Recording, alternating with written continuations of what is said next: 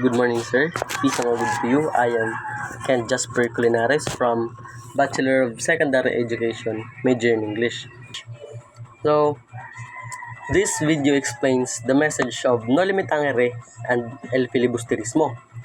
These two novels were written by Dr. Jose Rizal to show the problems of Philippine society during the Spanish colonial period and also to awaken the minds of the Filipinos. In Noli Me Tangere is mainly about the sufferings of Filipinos under Spanish rule. It shows how abuse, injustice, and corruption affected ordinary people in the society, especially the poor.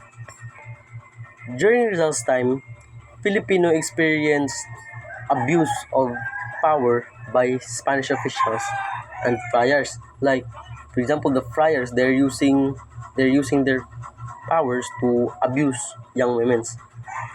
And during that time, Filipinos also experienced injustice in legal system, lack of proper education, and discrimination against Filipinos.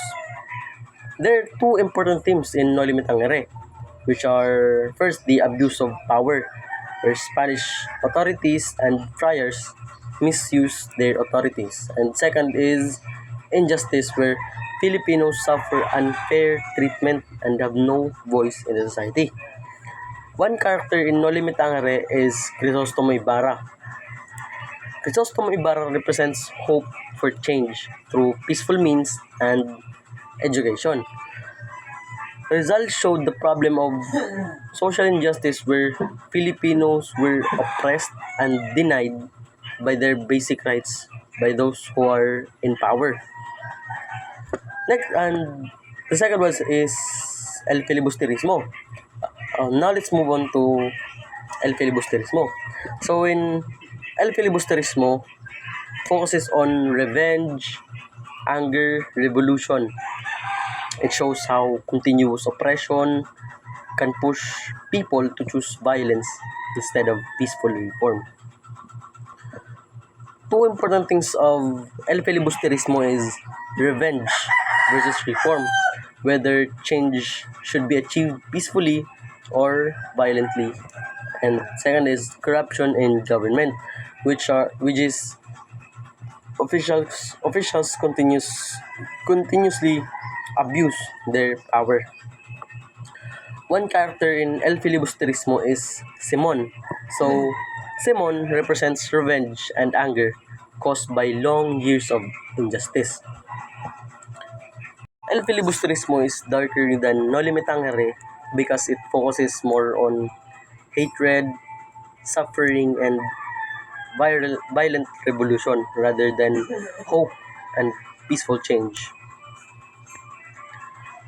Noli Me Tangere promotes peaceful change through education and awareness, while El Filibusterismo shows anger and revolution as a result of failed reform. Rizal's message changed from hope for peaceful reform in Noli to a warning about revolution in El Fili when injustice continues. So, which novel would I like? So, for me, I like Noli Me Tangere more because it shows hope for a peaceful change. The novel focuses on educating people and opening their eyes to the problems in society instead of using violence. Through characters like Crisostomo Ibarra, results shows that change can begin through education, compassion, and unity. For me, Noli Me Tangere is inspiring because it reminds us that even in times of oppression, there is still hope for improvement. It also helps readers understand the real situation of Filipinos during Rizal's time, making us more aware and socially responsible.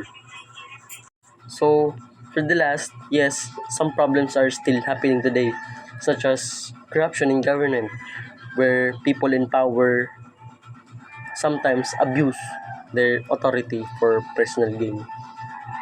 In conclusion, Noli Me Tangere and El Filibusterismo teach us to be aware of social problems and reminds us for our responsibility as citizens to stand for justice and change. Thank you for watching.